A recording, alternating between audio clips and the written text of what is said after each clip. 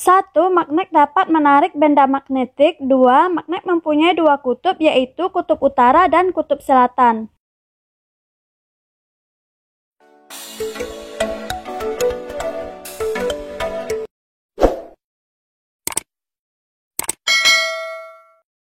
Assalamualaikum warahmatullahi wabarakatuh. Materi kita hari ini adalah IPA dan Bahasa Indonesia. IPA, kita akan menjelaskan sifat-sifat magnet serta menyebutkan benda magnetis dan non-magnetis yang ada di sekeliling kita. Untuk Bahasa Indonesia, kita akan membahas teks formulir serta poinnya yaitu tujuan dan manfaat teks formulir mengisi daftar riwayat hidup.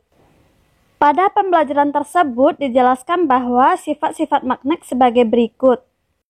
1. Magnet dapat menarik benda magnetik. 2. Magnet mempunyai dua kutub, yaitu kutub utara dan kutub selatan. 3. Gaya magnet terkuat ada pada kutub-kutubnya. 4. Jika kutub senama didekatkan akan tolak-menolak, tidak senama didekatkan akan tarik-menarik. 5. Gaya magnet dapat menembus penghalang. Benda-benda yang dapat ditarik oleh magnet adalah benda magnetis yang terbuat dari besi, baja, nikel, dan kobalt. Sedangkan benda-benda yang tidak dapat ditarik oleh magnet disebut dengan benda non-magnetis, biasanya terbuat dari kayu, kaca, dan plastik. Kita amati kelas berikut ini ya, kita akan menyebutkan benda magnetis dan non-magnetis pada kelas berikut.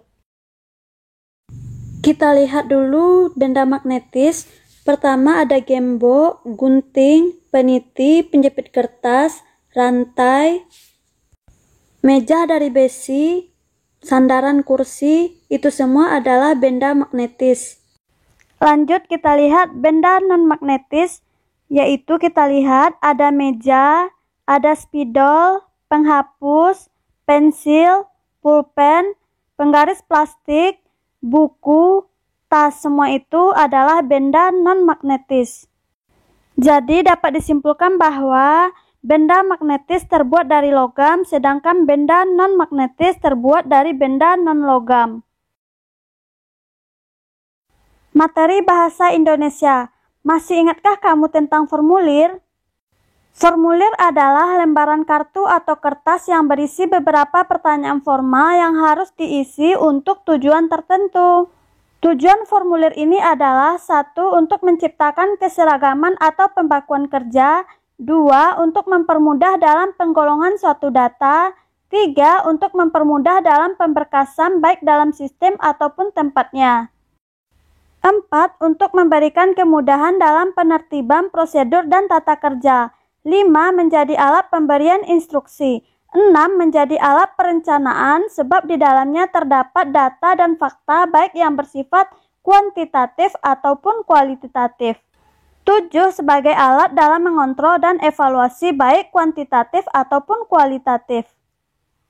Adapun manfaat formulir menurut Sedarmayanti yaitu 1. Mengurangi kesibukan mengutip atau menyalin kembali keterangan yang sama atau berulang-ulang.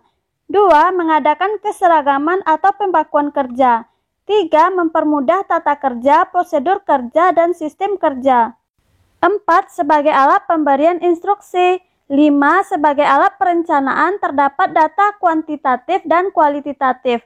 6. Sebagai alat pengawasan dan evaluasi. Setelah kita tahu tujuan dan manfaat formulir, sekarang mari kita isi daftar riwayat hidup berikut ini. Pada pembelajaran sebelumnya, kamu telah membahas tentang daftar riwayat hidup. Kita jelaskan kembali apa itu daftar riwayat hidup ya. Daftar riwayat hidup ini adalah data yang berisi tentang diri seseorang.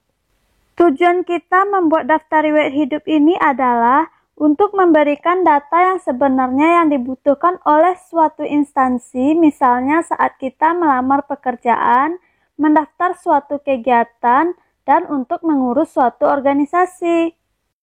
Dalam membuat daftar riwayat hidup, yang perlu kita cantumkan adalah data diri, riwayat pendidikan, riwayat pekerjaan, pengalaman atau prestasi, serta keterangan lain. Mari kita isi daftar riwayat hidup berikut ini ya. Pertama, data pribadi kita isi dulu, kita lengkapi nama kita, silakan ditulis namanya masing-masing. Kemudian tempat atau tanggal lahir ditulis juga. Jenis kelamin perempuan atau laki-laki silahkan ditulis. Agama kita tulis sesuai dengan agama kita yang ada di KTP kita. Alamat silahkan ditulis alamat yang lengkap. Nomor telepon atau HP silahkan diisi jika ada, jika tidak ada silahkan dikosongkan. Sekarang kita isi data pendidikan, jadi yang kita tuliskan di sini adalah riwayat pendidikan kita yang pernah kita tempuh, misalnya mulai dari SD, SMP, SMA, perguruan tinggi. Kita isi ya, sekolah dasar kita isi dulu, kemudian SMP kita isi, SMA juga kita isi, perguruan tinggi juga kita isi. Selanjutnya kita isi bagian kemampuan. Kemampuan ini yang kita tuliskan adalah keterampilan atau kecakapan yang kita miliki. Misalnya informasi teknologi, kita bisa apa? Silakan ditulis. Jika kita tidak menguasai teknologi, tidak apa-apa, tidak ditulis. Lanjut ke bahasa apa yang kita kuasai? Misalnya kita menguasai bahasa Inggris, silahkan ditulis. Berarti kita menguasai Inggris aktif. Kemudian bahasa apa lagi? Silahkan ditulis sesuai dengan kemampuan kita masing-masing. Poin selanjutnya pengalaman. Jadi di sini yang kita isi adalah pengalaman yang pernah kita dapatkan. Misalnya kita mendapatkan sesuatu, atau kita pernah mengikuti festival, atau kita pernah prestasi dalam hal apa, silahkan ditulis. Setelah kita isi poin di atas semuanya, berarti kita sudah selesai. Sudah mengerti ya cara mengisi daftar riwayat hidup? Sekarang giliranmu untuk mengisi daftar riwayat hidupmu. Silakan kerjakan di rumah ya. Terima kasih ya telah mampir di channel ini. Mohon maaf atas segala kekurangannya.